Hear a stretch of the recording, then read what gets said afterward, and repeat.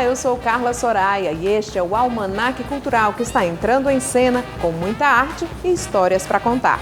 E no programa de hoje, olha quem são as atrações. Os fatos, eles estão sempre à frente do direito, né? As coisas vão acontecendo e aquilo vai se tornando importante e os nossos legisladores vão fazendo as leis para tentar regular aqueles fatos. Mas a realidade é muito criativa, então sempre tem coisa nova. E eu vou falar um pouco para vocês hoje e mostrar como se faz o nosso brigadeiro de jambu com um detalhe, tem uma formiga comestível. Porque o incentivo à arte aqui na cidade tem sido muito grande, né? O street art, o grafite, o muralismo, isso tem tomado uma proporção, está em ascensão, né, no nosso país, isso lá fora já é bem forte.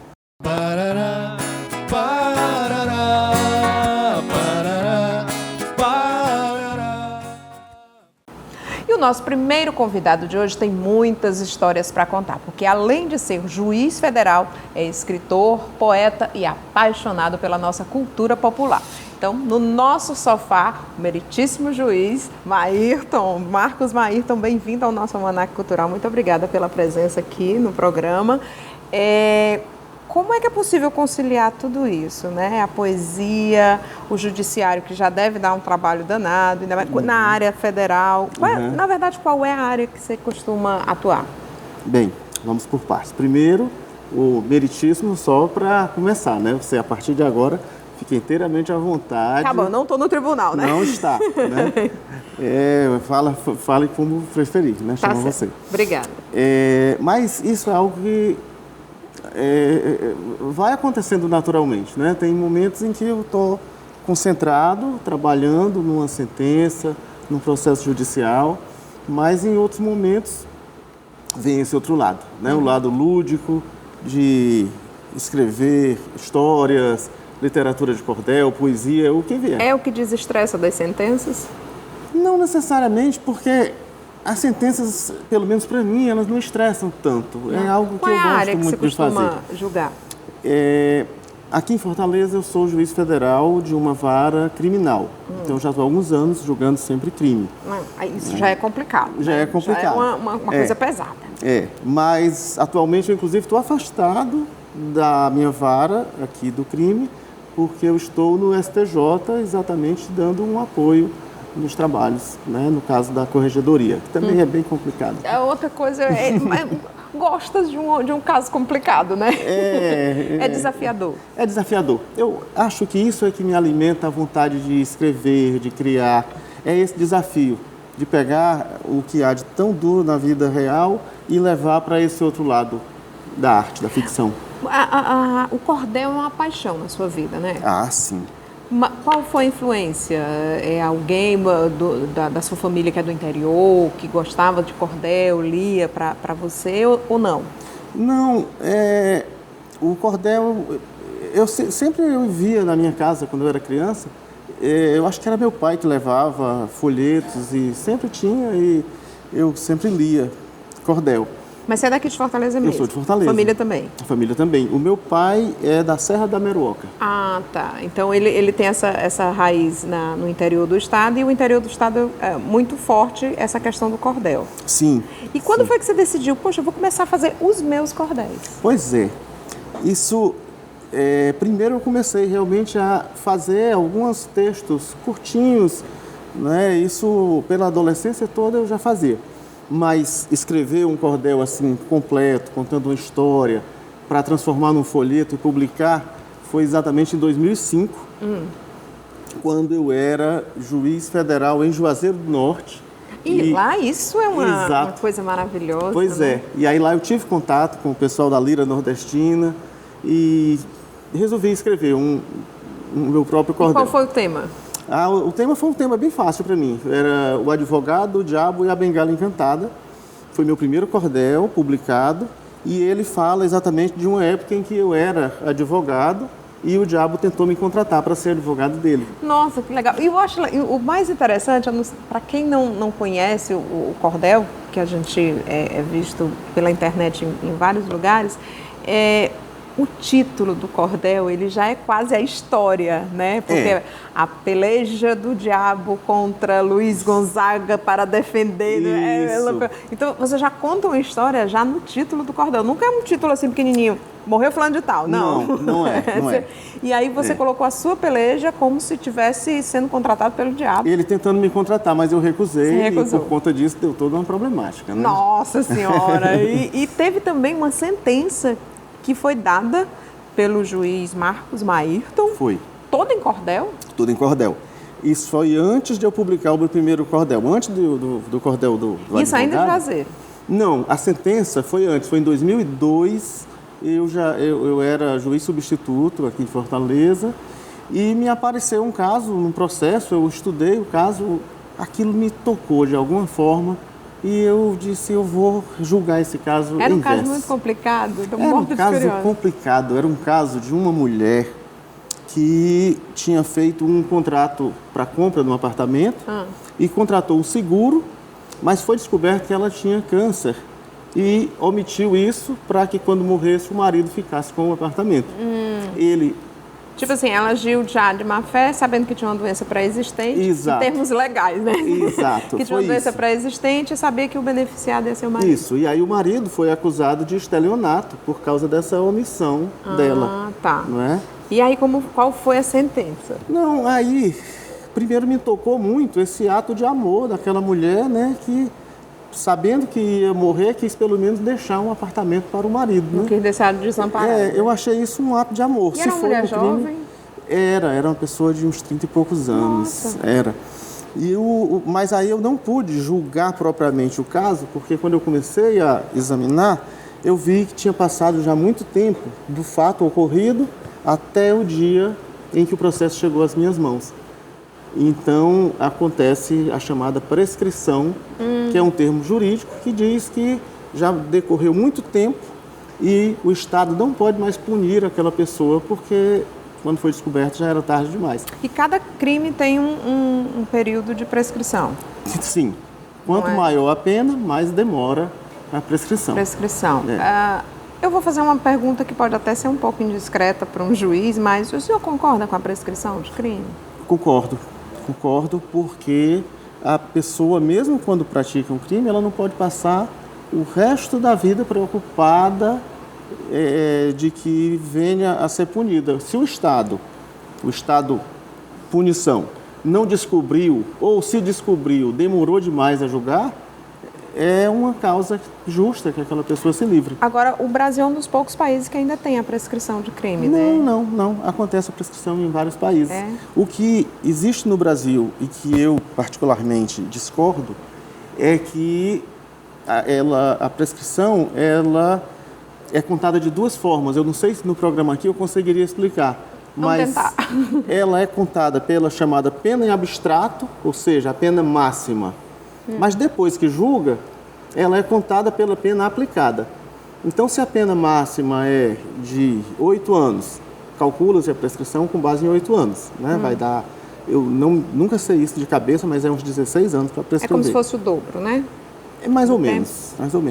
Só que é 8 anos de máxima. Quando, no caso concreto, condenou em 4, não vai mais ser contado por 8, vai ser contado por 4. Porque a pena dele foi 4. Porque a pena foi 4. Então, isso, às vezes, dá um trabalho danado para a gente julgar o processo, instruir, ouvir testemunha. E aí, quando a gente aplica a pena, aquela pena que foi aplicada não vai mais ser cumprida porque já decorreu muito tempo. Então, isso é muito frustrante. Eu tenho algumas coisas da justiça que a gente não concorda muito. Porque, por exemplo, a gente costuma ver em programas que contam grandes casos policiais de investigação. Nos Estados Unidos, na Europa, encontraram o Ronald Biggs, que é um caso famoso, né? Do assalto ao trem pagador na Inglaterra. Pois é. Nunca prescreveu o crime dele. Não. E ele, inclusive, se aproveitou disso para voltar para a Inglaterra para ser tratado. Numa prisão de lá, mas ele foi tratado lá. Foi, e viveu a gente viveu aqui muitos anos livre, o filho era cantor e tudo. E aqui no Brasil a gente vê uma pessoa que, por exemplo, pratica um assassinato, foge. O Brasil é grande, ninguém consegue ter um controle de deslocamento das pessoas. Às vezes a pessoa se esconde numa cidadezinha do interior da Amazônia e consegue viver o resto da vida sem pagar por aquela prisão. Aí encontram aquela pessoa não sei quantos anos depois e ela acaba não pagando por um assassinato que cometeu, porque o crime prescreveu. E a família do que morreu, do que foi assassinado? Eu penso no outro lado, né? A família do assassinado nunca vai ver a punição daquele que matou. É verdade. É complicado a nossa justiça. É complicado e essa balança da justiça fica sempre pendendo entre essas duas coisas. Dar a resposta que a sociedade espera e, ao mesmo tempo, também garantir que aquela pessoa não sofra uma punição além do que ela merece pelo que praticou.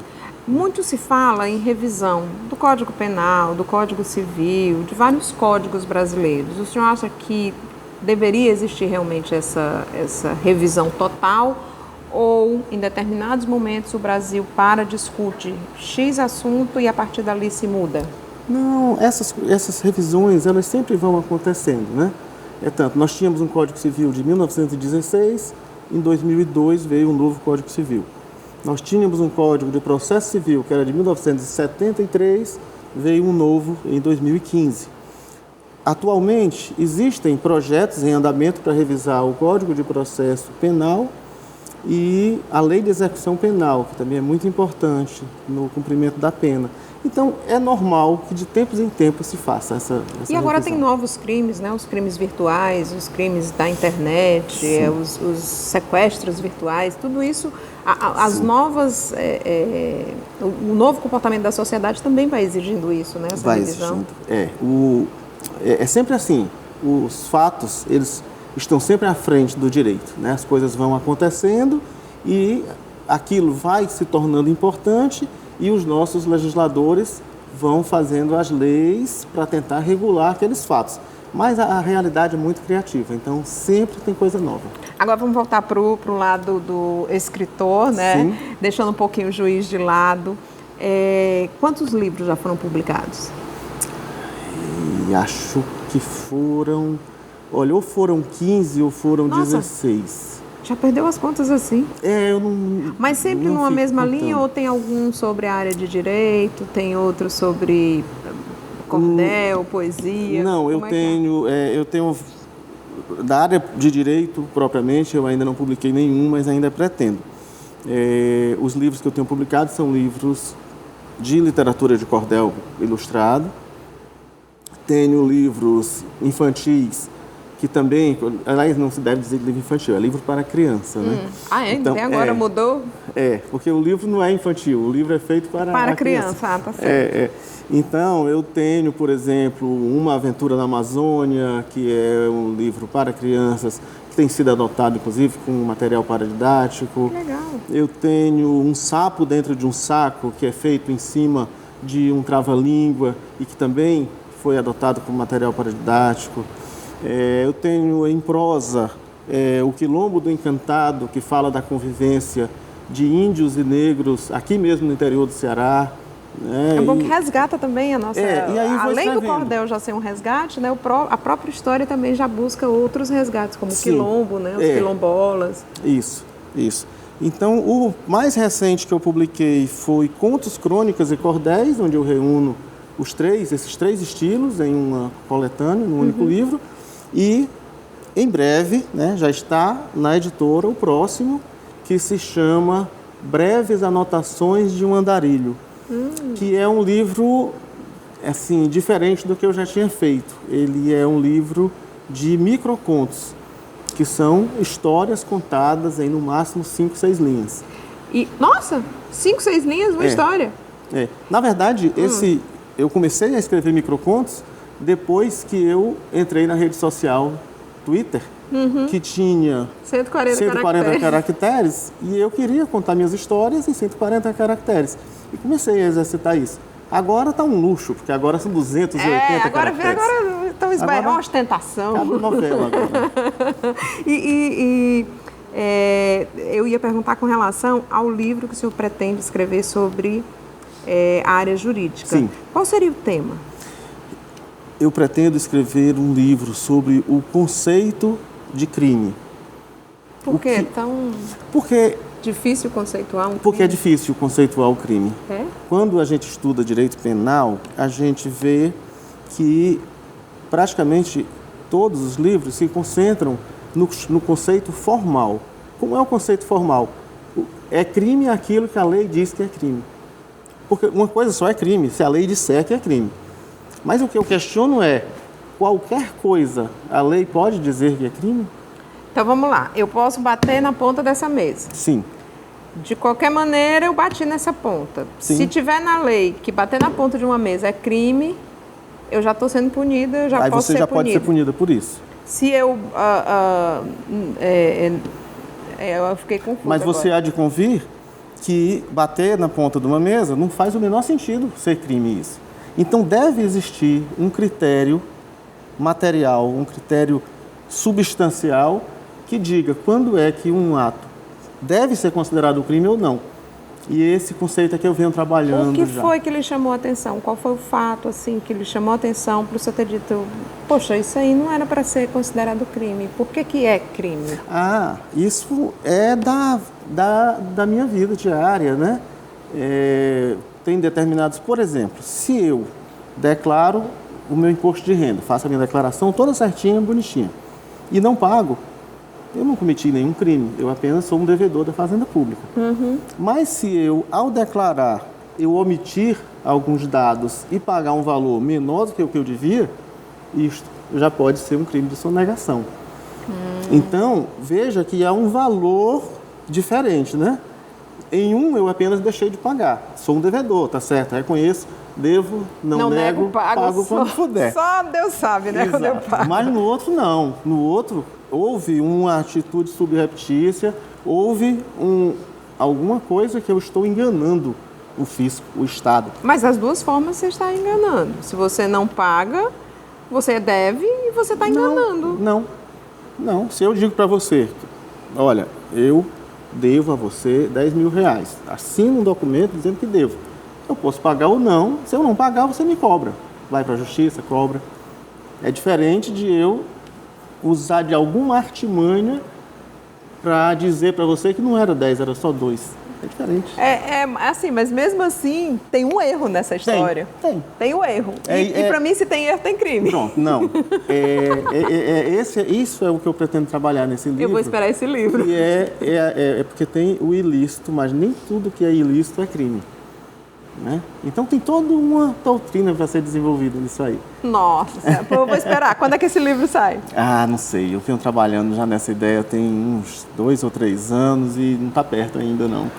Agora eu vou voltar, chama Meritíssimo Juiz. Eu vou esperar essa sua sentença. Prometo que quando estiver pronto eu lhe aviso. Pois aí o senhor traz aqui para que a gente possa mostrar para o público e principalmente para quem é da área jurídica, que com certeza vai se interessar. Porque eu que não sou, já estou curiosa, já imagina. Curiosa, já agora fiquei. Pronto, mais um estímulo. Agora eu vou lhe perguntar mais uma coisa. O que é que o juiz, ou o que é que o juiz Maírton gosta de comer? Seja sobremesa, seja prato principal, suco, petisco, o que for. Como você começou pela sobremesa, eu gosto de mousse de maracujá. Mousse de maracujá? Mousse de maracujá. O que o senhor faria se encontrasse uma formiga dentro desse mousse de maracujá? Uma formiga só? Uma formiga. Formiga daquelas assim, de roça, pronto. Não, tira a formiga e vai em frente. E se eu lhe disser que agora estão servindo com insetos alguns doces? Sério? Sério.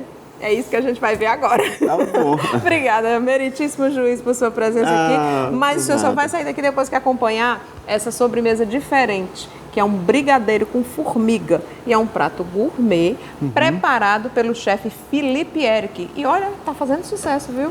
Então vamos conferir a matéria. Tá ok. Obrigada. Nada.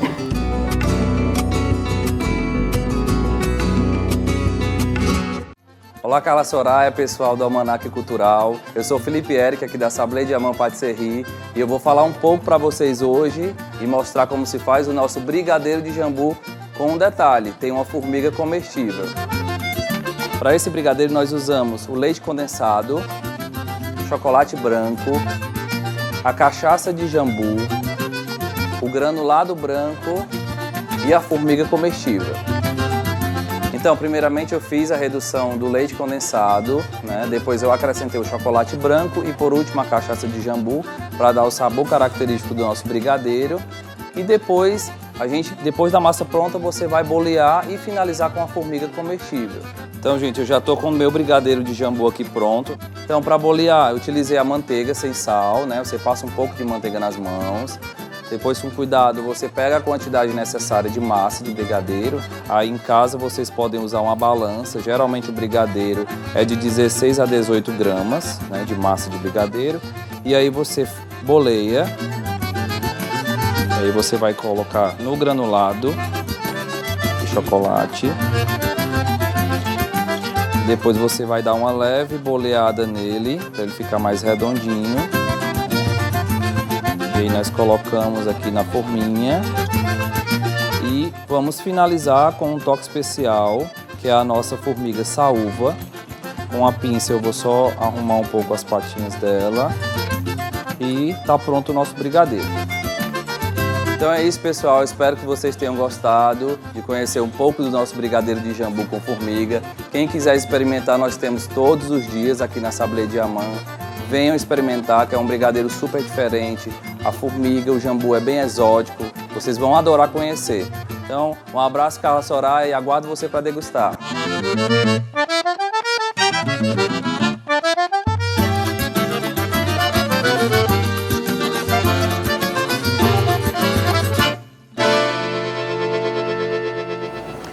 Tá aí, muito obrigada ao chefe Felipe Eric por essa dica aí. Vamos ver, eu vou provar e depois eu digo pro pessoal de casa o que eu achei, tá? Agora a gente vai fazer uma pequena pausa, mas voltamos já já com a arte do grafite e o encontro musical de 2 artistas cearenses. É rapidinho, eu volto depois do intervalo.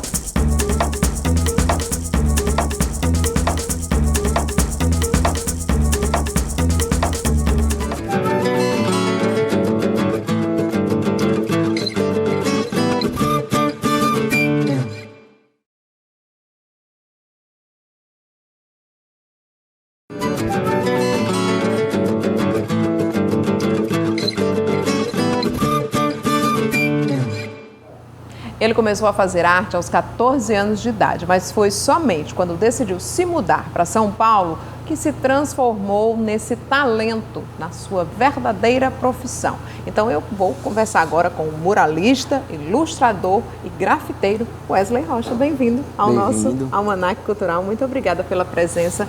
Como é ser grafiteiro em São Paulo com os muros voltando a serem cinza? Uma boa pergunta.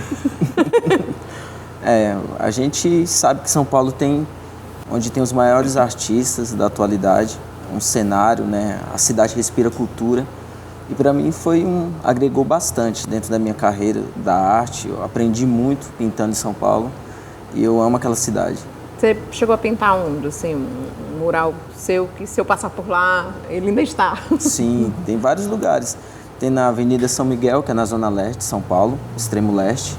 É onde eu resido, onde tem mais obras minhas é lá, na região da Zona Leste, Tatuapé, Carrão, enfim, tem vários locais, na Marginal. Lá você costuma pintar que tipo de tema? Eu faço o tema que eu costumo fazer aqui, em Fortaleza, que eu fiz. Eu pinto bastante rostos, né? Faço homenagem a grandes poetas, enfim.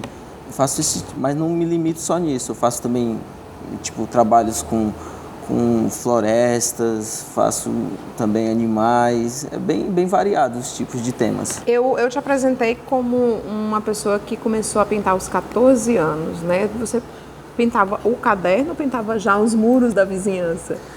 Legal. Aos 14 anos eu só rabiscava um caderno, fazia alguma coisa na escola, né? Você era o desenhista da turma, né? Precisava de alguém para fazer o trabalho.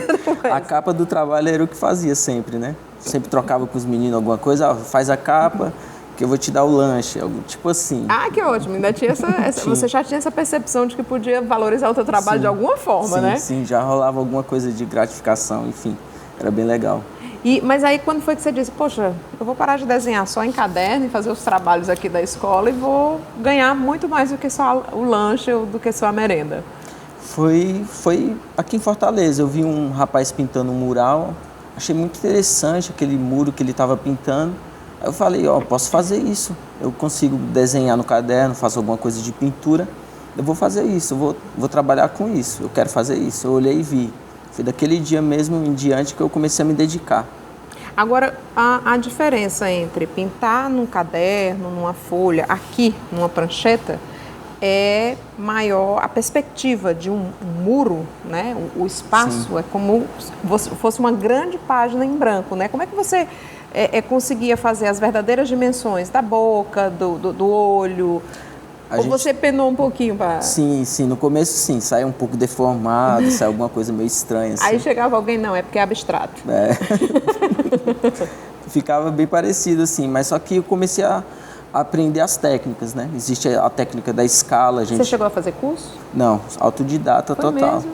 Quem te ensinou, por exemplo, a técnica da escala? Da escala, você foi procurar A escala eu vi na internet alguma coisa, eu comecei a projetar algumas coisas nos trabalhos e eu comecei a ver que essa técnica seria que encaixava no grafite, né? No muralismo, em grandes escalas. Eu comecei a usar essa técnica da escala, de numeração, de proporções. Isso encaixou bastante, isso deu um upgrade assim, enorme no meu trabalho. Assim, foi bem legal. Agora, diferente do que São Paulo está fazendo, pintando os muros de volta de cinza, né, tirando as cores, Fortaleza está bem mais colorida, né? Fortaleza, não é à toa que eu estou aqui, né? Porque o incentivo à arte aqui na cidade tem sido muito grande. Né? O street art, o grafite, o muralismo, isso tem tomado uma proporção, está em ascensão, né, no nosso país. Isso lá fora já é bem forte. Dentro do cenário lá fora, na Europa, Estados Unidos. Aqui tem tomado grandes proporções. Há grandes eventos aqui na cidade, grandes eventos de grafite. Teve há pouco tempo o Festival Concreto, né, que pintou o centro de eventos, está muito bonito. Legal, teve outros pontos da cidade, né, que ficaram mais coloridos. É uma forma de tirar também da marginalidade os grafiteiros, né? Porque muita gente confunde. Pichador ainda confunde com grafiteiro, né? Sim, essa confusão, porque da lata de spray. Quando tem uma lata de spray na mão, isso tem mudado com o tempo. Lá em São Paulo, a gente no começo, na década de 90, a gente sentia muita dificuldade nisso, porque havia muita pichação na rua, muita vandalismo na rua. E quando a gente começou a fazer um trabalho mais específico, de um cara lá e contratar para fazer algo mais, né, um desenho mais específico, isso começou a mudar. Mas isso é por causa de grandes nomes do street art que começaram a trazer essa arte para as grandes mídias. Como é que é o nome? Eu não sei se é Cobra, né? O nome isso, Eduardo Cobra. Eduardo Cobra, né? Que ele levou o nosso nome para fora com painéis imensos, né? Sim. O Cobra é cria de São Paulo, né? Um artista bem antigo de São Paulo. Tem o Gêmeos também, que eu costumo falar que o Gêmeos é o Pelé assim, do Brasil, lá fora na arte. Não é tão reconhecido aqui no Brasil, mas é um cara que tem muita força assim, no grafite assim mesmo. Agora, o pichador respeita o grafiteiro, né? Porque ele não vai lá pichar o desenho do grafiteiro. Ele picha o muro branco, mas ele não picha o desenho. Como foi que nasceu essa relação de respeito? Você sabe? É que muitos grafiteiros, eles picham, né? A grande realidade. Em São Paulo, isso eu posso falar para São Paulo. Muitos dos grafiteiros de rua, eles picham também. Eles fazem algumas tags, que tem as crew, né? Que é as equipes lá onde eles se juntam e monta e sai, faz um grafite, depois eles vão lá e faz um vandalismo. Você pode ver isso muito dentro de documentários sobre grafite, né? Tem vários caras que faz o grafite e faz a pichação também. Lá em São Paulo, por isso que está tendo a grande debate lá em São Paulo, porque o prefeito, ele meio que separou isso, sendo que em São Paulo não há muita separação. Já o que eu faço é o street art, que é outra linha. Qual é essa linha? Explica pra gente então a diferença entre muralismo, street art, grafiteiros e o pichador, todo mundo sabe, é aquele que vem e bota uma coisa lá que ninguém sabe o que é e acaba só sujando, né? Sim, isso é a linguagem das ruas, né? A rua tem várias linguagens. Tem o cara que ele faz a pichação, que ele vai lá no vandalismo, vai e faz aquilo que ele acredita que é a arte dele. É um borrão. E tem o grafite, que tem uma ideologia por trás, tem a questão do hip hop, né, da ideologia hip hop, a cultura hip hop. Já o meu é o street art, que também eu ando um pouco na vertente do grafite, porque eu gosto do estilo, eu vivo o estilo, mas eu me denomino assim mais como um artista de street art, porque eu faço algo que eu gosto, que me contratam para fazer. E isso que eu acredito. O street art ele tem uma pegada mais assim, de fazer algo que o cara contrata, algo que a própria sociedade entenda a linguagem, né? Porque a linguagem do grafite muitas vezes não é muito bem compreendida pela questão dos personagens, enfim, é muita coisa para a gente poder estar falando assim, mas basicamente é isso. E o muralismo? O muralismo está muito parecido com o street art. O street art usa spray, usa compressor de ar. Já o muralismo, ele tem uma pegada mais com pincel, né? Ele É como se fosse mais rústica. mais rústico. Ele tem muito do artista ter a personalidade dele estampada lá, tipo, ele tem a identidade dele da arte dele dentro dos desenhos que ele escolhe. Ele sempre traz um pouco da identidade dele. Onde é que entra nessa história o que o Serginho Gouveia, do Beijo da Cidade, você sabe quem é? Sim. Que são frases na rua, que ele usa stencil, né? Sim, os stencils. Entra nessa história onde? É grafismo, é street art ou não é nenhuma das coisas? Muralismo? Então, como a gente está vivendo muito isso dentro das cidades, das grandes metrópoles, tem criado muitas linguagens. Tem o lambe-lambe também, que é um adesivo que o cara aplica lá, ele faz uma arte também. Tem a questão dos adesivos que o cara coloca. Essa já do stencil, ele está mais dentro do grafite, mas dentro do grafite em outra vertente, no caso, uma mensagem que ele passa, né? Ele quer alegrar o dia, no caso, assim. Aqui em Fortaleza, quem passar pela Abolição, ali pertinho do Ideal Clube, né? Vai ver o Belchior feito por você, Sim. né? Como foi que surgiu o convite para fazer ali? O Belchior foi algo visionário, que eu tive uma visão, assim, do local, né? Eu olhei e vi o mural. Você chegou a fazer antes ou foi depois da morte dele? Foi depois. Né? Envolvendo com tudo aquilo que aconteceu, a repercussão do nome, que é bem forte para a cidade, né? Para o estado e fora do estado. Eu passando por lá em outros trabalhos que eu tinha feito aqui em Fortaleza, eu vi o mural e achei muito legal aquele mural, assim, eu quero fazer o Belchior aqui. E eu entrei em contato junto com o local lá, com o parceiro, porque lá é privado o muro, né? Não faz parte da prefeitura nem nada. Aí eu entrei em contato, passei a proposta, o projeto, né? Falei que ia envolver muitas coisas, eles aceitaram o convite e a gente fez uma parceria lá, ele deu uma ajuda de custo, mais um cachê para fora e eu fiz o trabalho e deu essa repercussão. E ficou lindo. Então, virou mais um ponto turístico ali naquela região. Agora, Wesley, você também está envolvido num outro projeto que quer deixar a cidade ainda mais colorida, porque são 100 muros na cidade que vão ser transformados, é isso? Isso. Fala um pouquinho dessa. Na verdade, eu estou com a lista, 105 muros. São 105? 105. A gente arredonda para 100, mas é 105. Não, tem que dizer logo assim, é mais de 100. É um projeto bem desafiador, né? Eu tenho feito em parceria com outro artista daqui, o Davi, conhecido como Davi Favela, que está muito ligado ao CUFA, o pessoal lá das União das Favelas lá. É uma parceria do governo do estado, prefeitura e a parceria da Hidracor como patrocínio, né? Ele tem ajudado nós nessa questão dos materiais. E é um projeto que eu estou muito feliz, né? Vou ficar mais tempo na cidade, aproveitando as praias, essas coisas. Revendo a família. Revendo a família. E eu acho bem legal que tem vários locais, né? Eu gosto dessa democratização da arte. Ela só não está nos grandes eixos da cidade, ela está também na periferia. E tem se não me engano, eu acho que esse projeto também tem um outro propósito. São em locais onde normalmente a população jogava lixo, os locais estão sendo limpos, reurbanizados, né? E para que não se volte a sujar, Sim. Eles estão sendo pintados para que as pessoas tenham esse pertencimento de volta à cidade, né? Poxa, tá tão bonito, por que eu vou jogar aqui? Tem esse propósito sim, também, você falou né? corretamente. Eu tinha até esquecido, né? Tipo, é tanta coisa assim que envolve a arte, mas essa parte de não jogar lixo, de a gente urbanizar o local, trazer, né, um novo ar, conscientizar a população, a comunidade, que aquele local é delas, né? Eu acho que a arte tem esse peso de trazer isso. Eu já faço isso em São Paulo com alguns projetos lá e eu acho isso muito, muito edificante para a população, assim.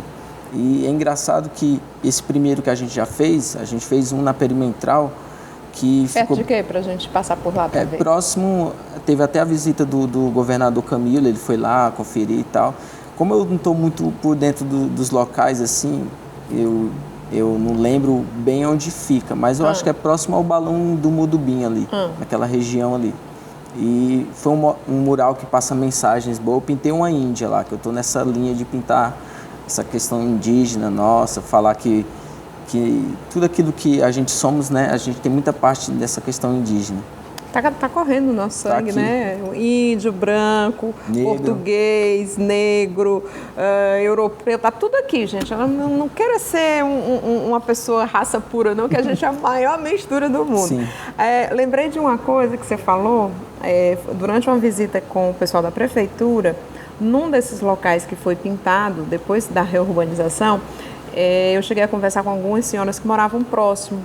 E elas, depois da transformação, da retirada do lixo, da pintura, né, elas passaram de novo a plantar a roseira, o capim-santo para fazer o chá, pertinho daquele local, já é uma forma de você dizer, olha, eu gostei daquilo, eu estou voltando a tomar conta desse espaço. E quando as senhoras começam a fazer isso, né, a colocar uma plantinha, um jarrinho, uma planta medicinal, isso quer dizer que a comunidade está voltando a acolher aquele espaço, né? Então, ela participa junto, né? Participar. É bom demais ver que isso aconteça. E aí as pessoas passam a tomar conta, né? Às vezes aquilo estava incomodando, era sujo, mas ela estava deixando para lá, mesmo trazendo doenças, porque ela não se via como parte daquilo, né? Então é bom a gente ver essa transformação, principalmente se é com locais assim que você está levando a cor, a beleza. Agora, outra coisa que eu queria te falar é que quando a gente vê o teu trabalho, e vocês vão começar a prestar atenção, porque cada um coloca a sua assinatura de um lado, acima, Sim. né? O olho que tu faz, ele tem uma expressão e um brilho diferente, né? O que tu quer passar com aquele olho? Quase que dá vida àquele personagem? Por isso que eu gosto do realismo, né? O realismo, eu acredito que a maior mensagem do nosso corpo são os olhos, né? Nossos olhos são lâmpadas, né, para tudo aquilo que a gente vai fazer. Eu acho que a gente pode mentir o que está dentro de nós com palavras ou com gestos, mas o olho, ele revela quem nós somos por dentro, de verdade. Eu acredito que ali tem muito da minha personalidade também, daquilo que eu gosto de transmitir nas ruas, né? Uma mensagem positiva, que a pessoa possa olhar e ver assim, nossa, mudei meu dia, vi uma arte. Tem uma história muito interessante, eu pintei agora no sertão, aqui numa parte mais no interior, e passou um senhor, isso foi me relatado, né? Passou um senhor e viu a Índia, que eu pintei lá, uma Índia. Ele falou, nossa, que Índia bonita, sei o quê, ela parece que está viva, sabe? Tipo, e aquilo meio que mudou o dia a dia dele, da pessoal da comunidade, o pessoal da cidade lá, trouxe um novo ar, assim, eu fico feliz por essa repercussão que dá no trabalho, que a arte traz, né? É o que eu te disse, tem uma expressão diferente no olho que você pinta, tem um brilho que parece mesmo que a pessoa, que aquele desenho está te olhando, está te vendo, está te passando alguma coisa. Wesley, obrigada pela presença aqui no nosso Almanaque Cultural. E eu vou te convidar agora, já que você gosta desse estilo tão sensível, né? Vou te convidar agora para você também conferir a sensibilidade de 2 cantores que estão participando do nosso programa de hoje. E você vai conferir agora a harmonia, a poesia que os meninos estão trazendo, o Paulo Calu e o Deco Honorato.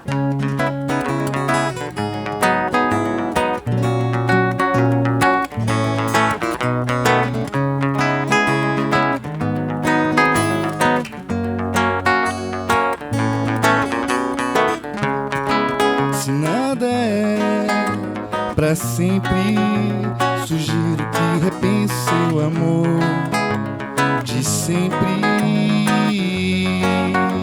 que lembra que foi eterno e desmanchou, e o que ficou presente, independente do que aconteceu, é seu somente. Parará, parará.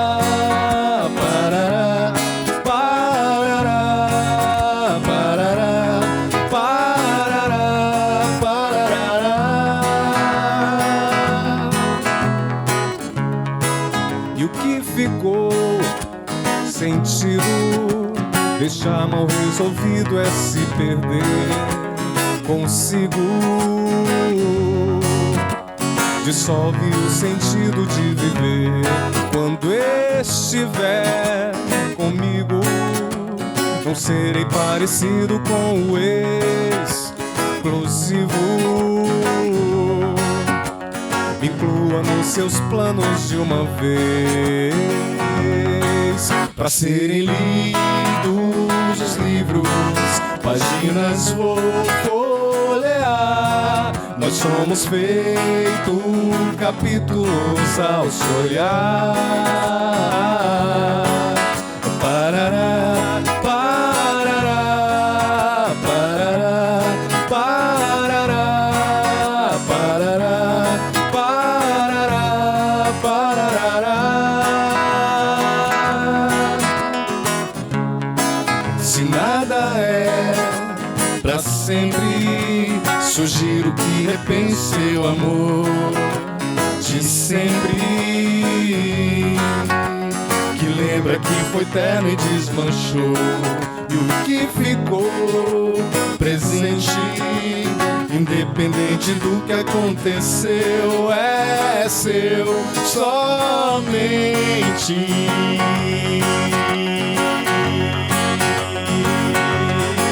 Pra serem lidos os livros, páginas vou folhear. Nós somos feitos capítulos ao se olhar. Pra serem lidos os livros, páginas vou folhear. Nós somos feitos capítulos ao se olhar.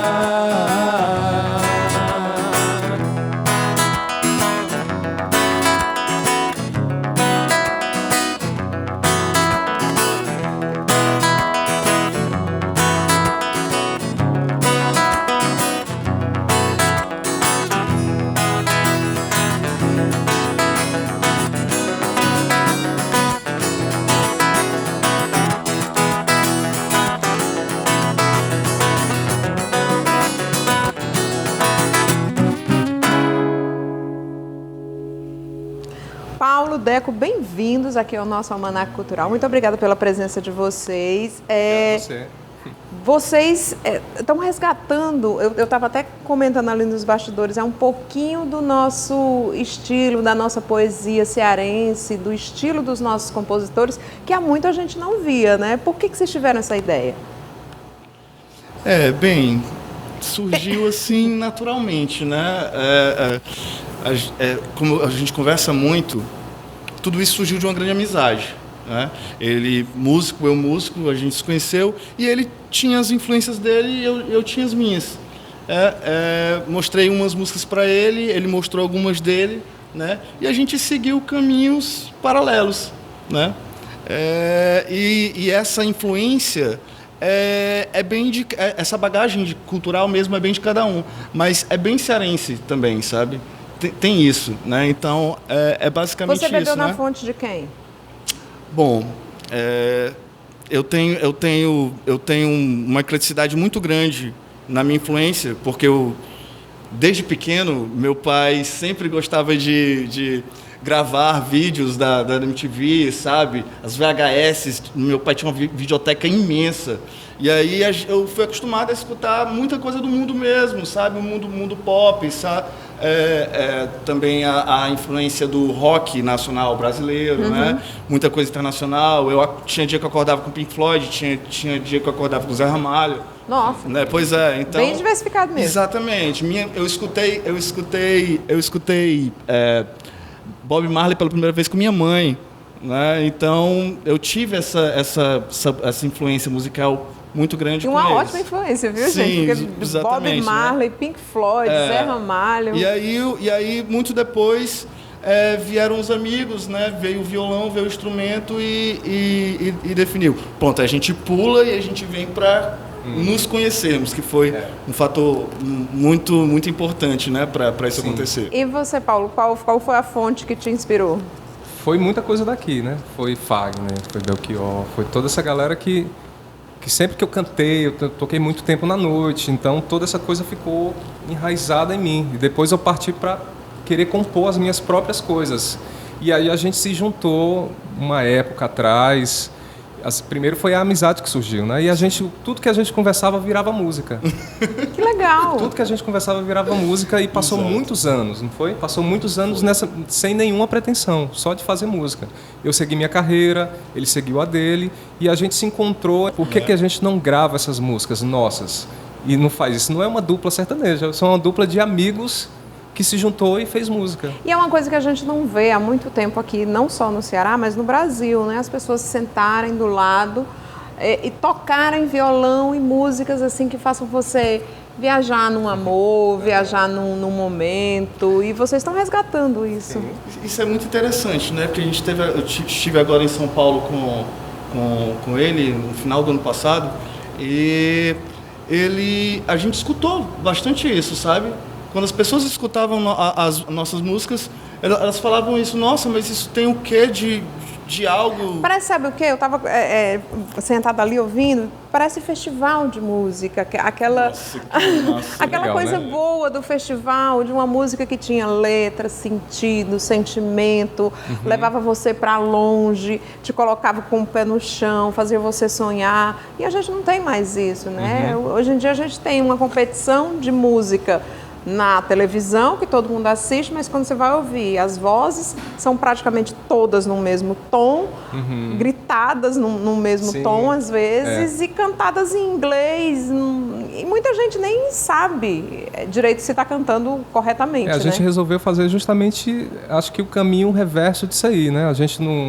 A gente canta uníssono, a gente não abre voz, como geralmente as duplas fazem.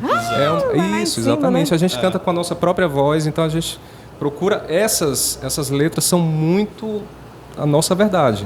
Então, E essa viagem que foi feita pela América Latina, como é que foi? Me conta aí essa experiência. Isso aí quem pode dizer ele, porque ele foi, eu fiquei aqui com outros projetos em Fortaleza na época, e ele foi com a cara e a coragem, assim, eu acho muito incrível essa história dele, que um programa só é pouco. Quanto tempo foi de viagem? 2 anos e meio.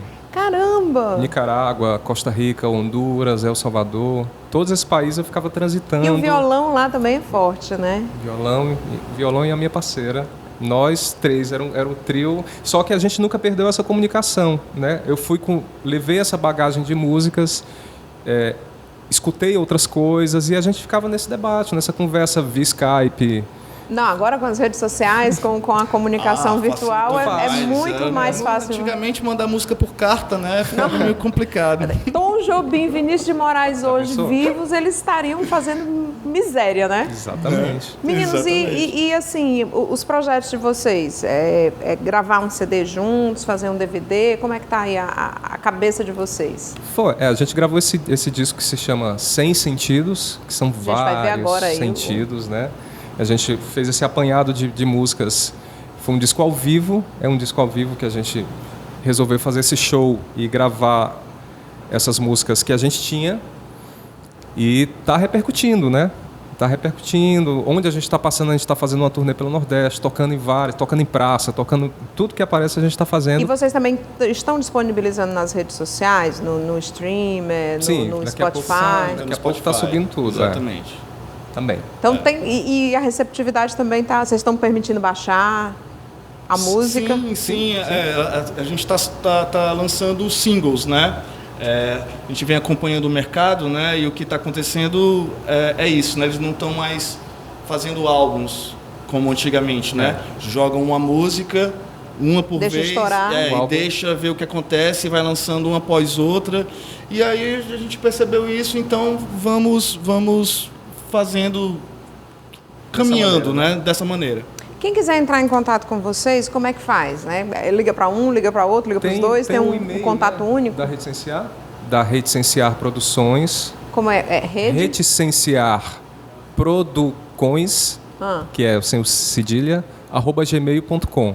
Tá certo, então a gente vai colocar tudo aqui. Eu queria pedir para que vocês encerrassem o nosso programa, que vão brindar mais um pouquinho o nosso público com as músicas de vocês. Obrigado, tá certo? um prazer e uma honra estar aqui. Prazer todo meu recebê-los aqui. Muito obrigada pela presença. Qual é a próxima música?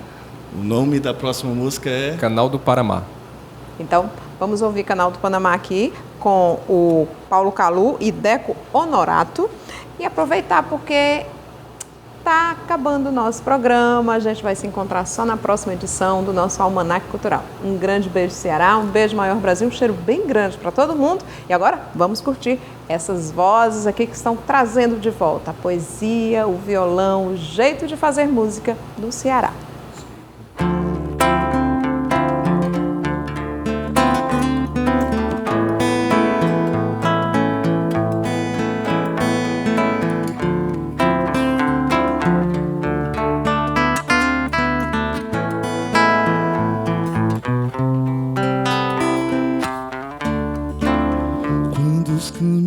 Podem se encontrar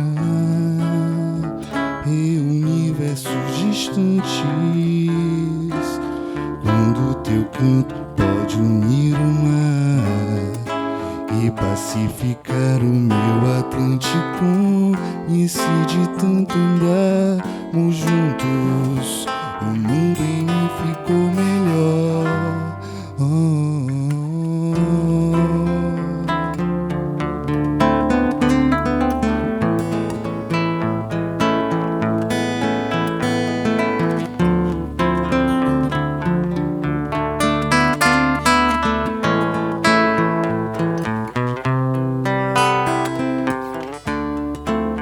Quando teu beijo pode ser canção e aliviar os meus instintos, enquanto brinco de dizer que não, vou alimentar-me do teu cântico. Conheci de tanto andarmos juntos, o mundo em mim ficou melhor. Um dia sem você, 100 dias sem viver. Um dia sem você, 100 dias sem viver. Quero canto qualquer do teu colo, pra poder me ninar em ti e mimar-te em mil, pois adoro amar-te assim. Quero um canto qualquer do teu colo, pra poder me ninar em ti e mimar-te em mil, pois adoro amar-te assim.